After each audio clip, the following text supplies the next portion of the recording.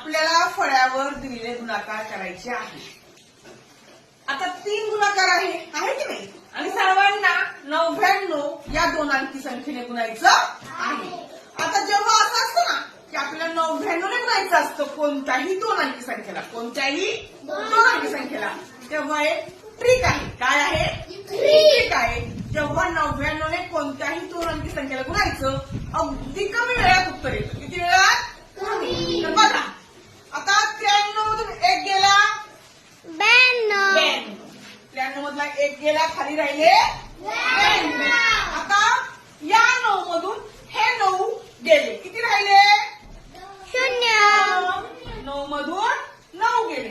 आता या 9 मधून 2 गेले, 9 मधून 2 गेले 7, म्हणजे 93 गुणिले 99 चं उत्तर आलं 9207.